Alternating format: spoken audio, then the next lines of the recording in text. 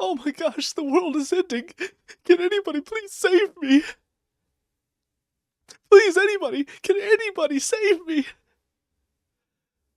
Can anybody out there? Please, somebody save. Oh, come on. What's up, guys? Mason the Brock Henderson here, and this is my review of The Marvels. We are back on Marvel movies for the first time in a little while. And I think this was actually the first Marvel movie that I did not see in theaters, if I'm not mistaken. I might have to go back and double check that. But I really had no interest at all. If you did not watch my review of Miss Marvel, you might not know how I feel about it, but frankly, I was very disappointed. I feel like the writing in that show was really bad. It was definitely not a show for me. It was written like a Disney Channel show, in my opinion. And Captain Marvel was not a big fan of her either, or her movie, because it was very bland. Her character was very bland. The writing on that was poor as well.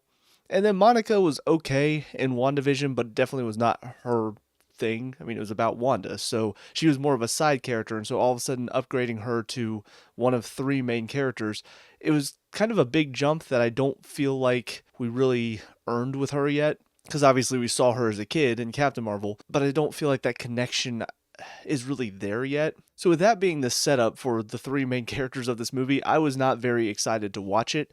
And now, having sat down to watch it and to see what it was all about, I know it was not very well received by the public. I know some people enjoyed it, most people did not. I will say it lived up to my very low standards, which is not really a compliment, but it could have been a lot worse, I think.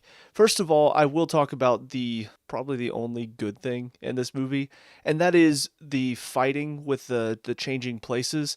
I think how the changing places was set up was stupid, but I'll get to that when I talk about the story. But I think how they utilized it was pretty interesting. But I think you got some pretty cool fight scenes throughout the movie with them switching and using their powers in different ways. I will say the fact that Kamala's powers are light based to go alongside their light based powers, maybe a little forced just because of the way that they've changed Kamala's powers in the MCU. But I do think they handled it pretty well. I thought the fight scene against but I do think they handled it pretty well. I thought the fight scene against Dar-Benn was fine. Yeah, it was pretty well handled.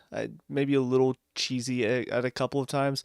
I will say there were some moments where I feel like it was kind of stupid the way they kept shooting their powers at her, even though she was clearly absorbing them and becoming more powerful because of it. It was very much a, will you stop shooting the beams at her and just go punch her? Hello? Because that's how she's becoming more powerful, so why do you keep doing it? Going into this not really expecting to enjoy any of it, the fact that I did have some fun watching a couple of the fight scenes, it was a welcome surprise to actually enjoy something in this. But with that being said, we move on. The stuff that I felt very indifferent about was probably the story mostly. There were a couple of frustrating moments. How it all began was kind of stupid with Carol and Monica both going to touch the glowing light thing. To me, that just seems kind of dumb. You've been around this enough to know, let's not touch things that might be dangerous. So the fact that they did that and that's what sets up for the three of them switching places, that was a little silly. And there were also some moments whenever they're sitting there talking about don't use your powers because it will switch places, and then they start using their powers anyway. Also kind of dumb. But the story of Dar-Benn trying to essentially recreate the world of the Kree and bring all the resources to them by destroying these other worlds and taking their resources from them, it's pretty standard, and by the end of it, she doesn't even really care about that. It's more so about becoming more powerful because she gets both of the bands, and that's what she wanted, I guess. I don't really understand that. Yeah, it was a pretty standard villain that you kind of sympathize with her a little bit. You sympathize with why she is so bent on getting revenge on Captain Marvel because of what she did to their home planet. But then at the end, she turns into just, you have the chance to restart your son using her powers, and instead you kill yourself in the process of trying to command all of this power. And I don't even really know what she was doing with that. I don't know what, like opening up this space-time continuum thing, I don't know what that was supposed to be about. The other weird side story in this is Fury and Kamala's family on the space elevator, and it gets hit with the energy that Dar-Benn, whenever she opens the portal, it caused. And then they use all of Goose's kittens to eat all of the people so that way they can all pile into one pod. I don't understand What are we doing here? Why are we spending so much time on this? There are a few scenes whenever they're finding the eggs, first of all, and I don't know if that was a surprise to anybody else, but they talked about Goose looking a little pudgy, and all of a sudden they start finding these egg-like things around the ship, and they're treating it like it's this unknown thing, and everybody's like, "What is it? Is it an inside job? Is there a traitor in our midst?" And I'm just sitting there thinking, "No, it's probably Goose's eggs, because you said that she looked a little pudgy, and now all of a sudden here we are laying eggs around." It's not that surprising, but it was treated as if it was this big deal story where they spent, I don't know, 10, 15 minutes on it for some reason. It wasn't even really that funny. And then on top of that, the idea that, yeah, let's just first of all, have the kittens know how to eat the people, and then when they get back to Earth, spit them back out. How are you commanding these kittens who just were born to do all of this? And then how do you know they're going to spit them back out whenever you get back to Earth? And how are you herding them into a ship? And how do you know they're not going to eat you whenever you get on the ship? And then why are some of them in one ship without anybody in it, and then the rest of them are in another ship with Fury and Kamala's family? There's so many questions that don't make any sense with all of this. I feel like some writer thought it would be a funny idea to be like, what if everybody had to evacuate and the only way to do it was to get eaten by the little kittens? That's funny. Put that in the script. And nobody used any brain cells outside of that.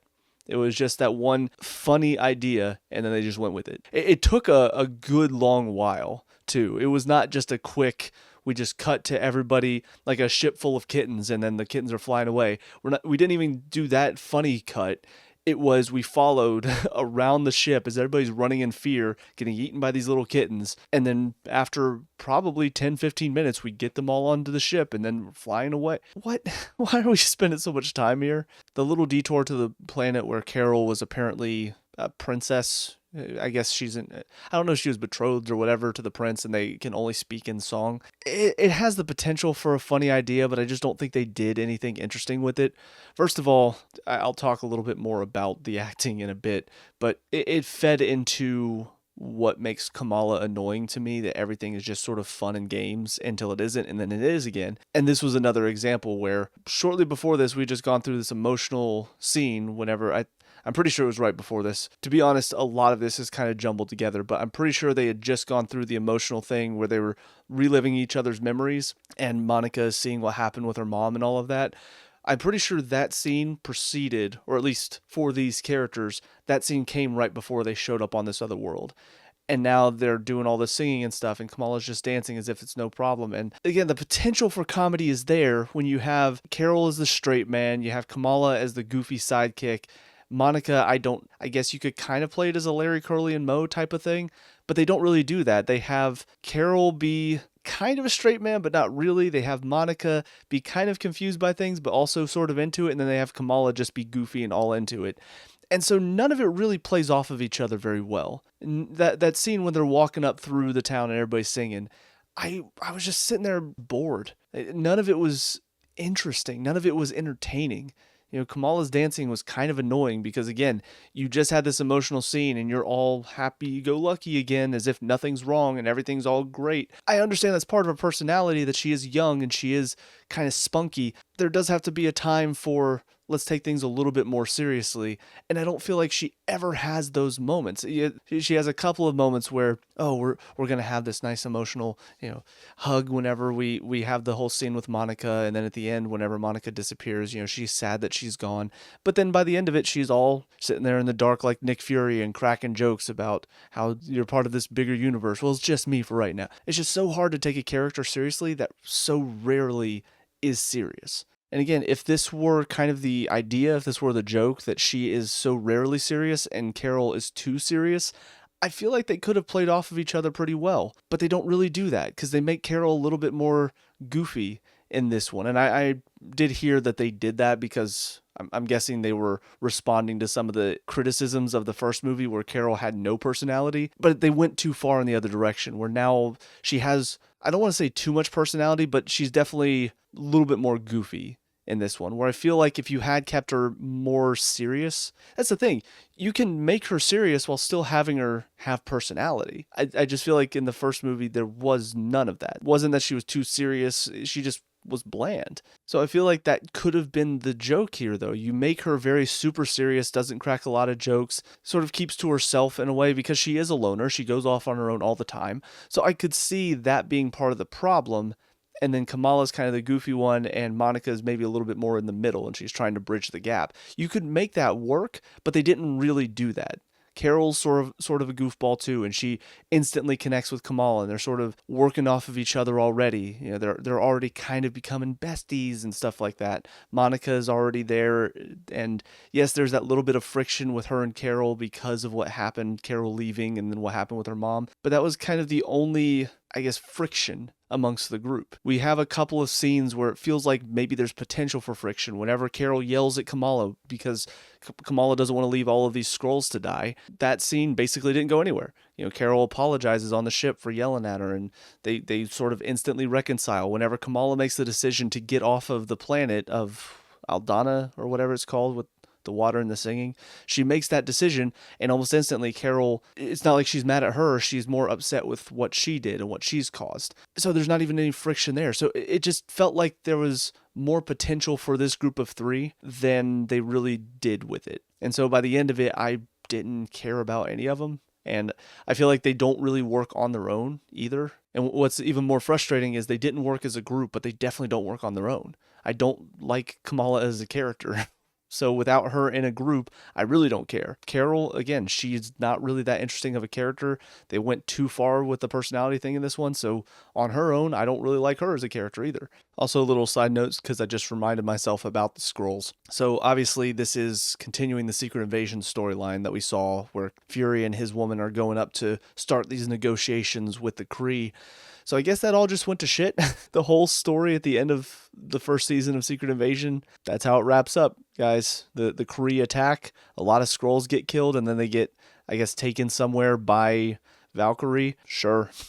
It makes that first season of Secret Invasion, if they have another season, it just makes it even more stupid.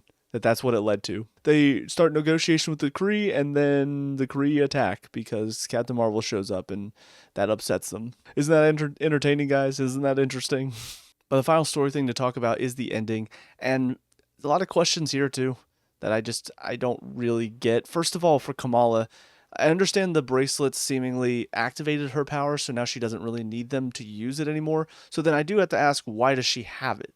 What's the point of the bracelets then if she doesn't need them to use her powers? Like, why is she bringing it everywhere? Why? I just don't really understand what the point of it is. Also, the fact that Dar-Benn, whenever she uses the bracelets, she gets vaporized, but then Kamala can use it fine. Kind of doesn't make any sense there outside of, I guess, because it activated her powers. Does it enhance her power? I don't know. There's just a lot of questions about that I don't feel like were really well explained. She and Carol shoot their powers at Monica, who can now just absorb all of that power, the power of both bracelets and Captain Marvel inside of her. She can just absorb it fine. Dar-Benn is a Kree. Kree are more powerful than humans, at least as far as I've seen in the MCU. So the idea that Monica, a normal human who just was given some light-based abilities after walking through Wanda's hex, she all of a sudden now has the ability to absorb all of that energy and then use it to close the thing. The time-space continuum rip. That is so dumb to me. That, oh yeah, she's that powerful, guys. She can absorb all of that power. Sure, whatever. It takes me back to watching the end of Flash season 8. Like, there's so much that happened in there that wasn't really well explained and didn't make a lot of sense logically, but I just had to shrug and go, sure, whatever.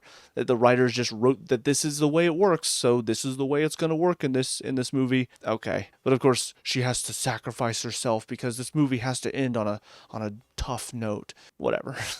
There's no real emotional impact there because, first of all, we don't know Monica that well anyway. Like I said, we got to know her a little bit as a kid in Captain Marvel, a little bit in WandaVision, and now here she is as a main character, and then she's sacrificing herself and ending up on the other side of this rift. Do I care? No. Do I feel anything? No. And it's over the emotion of the scene is over almost instantly. Carol comes back, she and Kamala hug, we cut back to Earth, Kamala's landing, she explains what happened to Monica, and then we cut to Carol restarting the sun for the Kree. So we just sort of moved on from that real fast. I just feel like this ending was not really that impactful either. There's nothing about it that feels earned or justified. It just feels like a character making a sacrifice to try to force emotion out of the audience, and I don't think anybody would have felt much of anything, to be honest. Not only because we don't really know Monica, and I don't think most of us have been endeared to these characters enough, but also we know she's going to be okay. She's just ending up on the other side of this space-time continuum rift, so she's gonna be in another universe, but she's still alive. So I just feel like it's a pretty silly ending that doesn't really satisfy me, if I'm being honest. Couple of plot holes that I did want to bring up before talking about the worst part about this movie. First of all, the fact that when Monica and Kamala are falling, after Captain Marvel goes up in the air, causes Kamala and her to switch. Kamala's falling to her death. Monica goes to save her. She can't grab onto her while flying and using her powers, which the fact that she's never flown before and all of a sudden Fury's just like, you can fly, do it, and then she does it. But anyway, so she catches Kamala, and Kamala says, hold on to me, so she can use her powers to create this force field around them, and then they still hit the ground with the same force and velocity. They're dead. Like, we can all agree that they're dead. The rest of this movie should not have happened because the light barrier that Kamala put around them is not soft. It's hard. We know that it's hard. We've seen her hit people with it. Now, if she had the ability to stretch and expand like she does in the comics, that would make a lot more sense. She could expand herself around her and Monica, and that would probably be soft enough to save them, or, I don't know, create a parachute of herself like Elastigirl in The Incredibles. She could do any sort of thing to save them, but as it is in the movie, she has light-based powers that create these hard panes of light glass, as I prefer to call it, and that's what she puts around her and Monica, and they hit the ground, which of course they hit the ground in the ship because they switch with Captain Marvel, but they're dead. Like, the force that they landed with, they should be dead, but of course they're not because movie still has to continue. But then on top of that, you have Carol all of a sudden showing up to save them shortly after, which, did she not use her powers to get there? And also, how did she get there that fast? None of that makes sense, because it was within a minute. Dar-Benn was about to shoot the light beam at them to kill them, and Carol just shows up to block it. Sure, logic out the window, right? I'll also point out the fact that Monica flew in space a few times. I'm sorry, is she able to do that now? We start the movie with her in a spacesuit because she can't fly in space.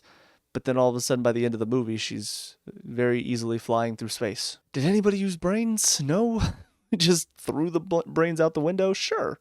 Why not? But now we'll go on to some of the frustrating stuff. The acting in this was pretty poor. I mean, I already talked a bit about some of the character decisions, and granted, this could be on the director, because obviously we saw Carol was a pretty different character than what we've seen from her previously. So obviously the director chose a different way for her to act in this one, and that's how she was directed. Kamala was pretty much the same, and the acting on her is just not that interesting. You know, it's not that she's not trying. I don't want to go too hard in on this, but it doesn't feel real. It feels like a caricature of a person. It feels like a stereotype of a young, excitable youth, spunky and go-getter and all that stuff. It feels like a stereotype. It doesn't feel like a real person. Fury in this one also felt pretty underplayed. This is probably the weakest that I've seen Samuel L. Jackson in the MCU. So a little disappointed there. And also everybody's acting just, in some scenes, felt very bland compared to some of the stuff that was going on around them. It felt like everybody was not reacting in the way that I would expect them to. You know, whenever you've got all of this crazy stuff, you've got all these beings from another world entering your home and destroying it, you've got riding up on the space elevator, mostly with Kamala's family, obviously, but a lot of it just felt kind of underplayed. If I were going through this, I would not just be a quick, oh my gosh, what's going on? And then instantly throw myself into a situation, be like, all right, I guess it's time to fight and hit guys with mops and break lamps over their heads. Like, it just felt as if they all accepted everything very, very quickly. None of it was awful. I didn't see any acting in this that made me cringe, but all of it felt pretty bland in general. And I, again, don't know if that's on the actors or if it's on the director, but Either way, it wasn't really that good. But by far the worst part about this movie was the CGI. And granted, I'm watching this on my TV, so maybe some of it looked better on the big screen, because I do know that's sometimes how it works. Like CGI can look better on the movie screen compared to on your TV at home. But man, some of these effects look like PS2 graphics. Very rubbery, very unrealistic. Carol flying through space, like she puts on her suit, Goose jumps on her shoulder, and then she flies through the ship near the beginning of the movie. That looks so fake. It did not look like a real person was moving. It looked like a video game character moving. The way she was moving and the way she looked as she flew through space. Whenever Monica went and picked her up at the end of the movie when the space-time rift was there, that scene looked rubbery and fake as hell. Most of the flying scenes with Carol looked really bad. And I mean, I guess Monica too as well. It looked like CGI and then the human face moved kind of weird on the body that was flying on. And then the creme de la crap, which really irks me, and it's the one thing that the rest of this movie I was just sort of not interested. I wasn't really having a good time, but I wasn't hating this movie. The one thing that really brought me into the hate category for it, and I'm sure there are several people that felt the same way about this: Beast. Who in their right mind thought that it was a good idea to take a character that we have seen done well with makeup and practical effects? We've seen that character done so well, and then they bring him to the MCU and they're like, CGI him! What? How is that a good idea? How in the hell did they think, yeah, let's do that? Hey, Fox, screw you. We're taking this character. We're going to CGI him. Let's do it. It's like the Cats movie. One of the things that Cats has won all these awards for, the play, the costuming and the makeup on the cats is so good. And then they did the movie and they CGI'd all the cats. You took the one really good thing about the play and you ripped it away and made a movie out of it. That's stupid. As much as people like to make fun of the X-Men movies, they are a little cheesy now. And obviously a lot of people, even back in the day, X3 was considered pretty bad. But Beast was amazing. I mean, the acting, Kelsey Grammer was awesome. The makeup and the look of him, all of that looked really good. Even in the most recent X-Men movies, yes, sometimes Beast is CGI'd when he fights and stuff like that, but he still had makeup and he was still really there. This was just, Smart Hulk, let's do Beast like Smart Hulk. That'll work, right? We haven't had a lot of people shitting on and making fun of how Smart Hulk looks fake and never looks like he's really in a scene. So let's do that with Beast as well, just like that. That'll work out fine, right? Oh, it blew my mind. It really blew my mind to see that. But I mean, it's kind of the way Marvel was going at the time. I feel like I've heard they're trying to stop doing that as much. I feel like I've heard first of all, they're stepping back. They're not making nearly as many in a year, so they're not rushing a lot of these projects out. But I also did hear that, at least I think I heard, that the CGI either is going to be improved from now on because they're actually going to take their time with it, or they're not going to try to do CGI as much. Either way, this is a great example of why Marvel CGI needs to stop. I get you have to use it because clearly you're not going to have practical effects for most of these superheroes, obviously. But there are certain things, there are certain characters as well. Please use practical effects. Please stop creating CGI characters and trying to have them look realistic in these scenes, because they don't look it. They look awful. I feel bad for anybody that was excited to see Beast in the MCU, because this is what you get now. I would hope that maybe they go back on this. I would hope that maybe they go, okay, you know what? People didn't like that. Let's take it back. Let's not do this. At least I'm pretty sure people didn't like it. I honestly, whenever he popped up, I was surprised I didn't hear about how bad the special effects were on him. I figured out of everything in the movie, that would be shit on the most, but I didn't, on social media, whenever people talked about it, I didn't hear anything about that. Kind of surprised, to be honest. But I really hope people did shit on it, and I hope that whoever made it, I hope that the top execs at Marvel, whenever we do eventually, hopefully, start to see the X-Men pop up and see Beast again, I hope they go, hey, that was a mistake. Let's not do that again. Let's make him look real. Please don't CGI him into scenes, because that was embarrassing. But with all that being said, I'm pretty sure that's it for this movie. Don't think there's anything that I'm forgetting about talking about, I guess. It was not as bad as I was expecting it to be, but it still wasn't good. It was not a fun time overall. Fun scenes throughout, which again was better than I was expecting. But I think it is from that time in Marvel post Endgame, whenever it just sort of felt a little directionless. It felt like they were rushing a lot of projects out because it was basically, we need to make as much money as possible, so we need to put out as much content as possible to get people invested in watching and watching.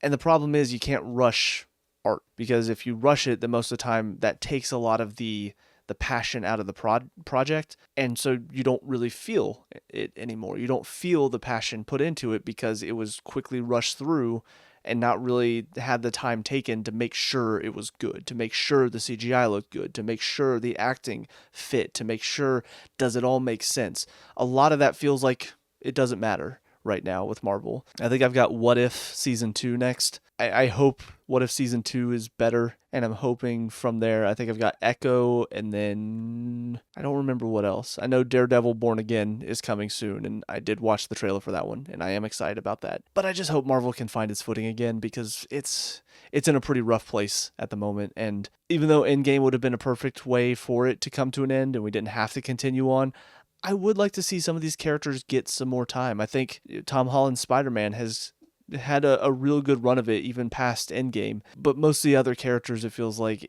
they're just sort of directionless at the moment. There's no goal in sight. There's no idea of what they want to do. It's just sort of, we're just meandering and trying to put out all this content for money's sake, not really for entertainment's sake. But anyways, with all that being said, those are my thoughts on this movie. So let me know what you guys think down in the comment section below. What were your thoughts on the Marvels? Let me know. We can talk about, discuss, all that good stuff. Leave a like and subscribe for future Marvel reviews. Also check out the channel. We have a lot of reviews on there, as well as some Let's Plays, so check those out if you have time. But until next time, I hope you guys have a great day. I'll talk to you all later. Peace out.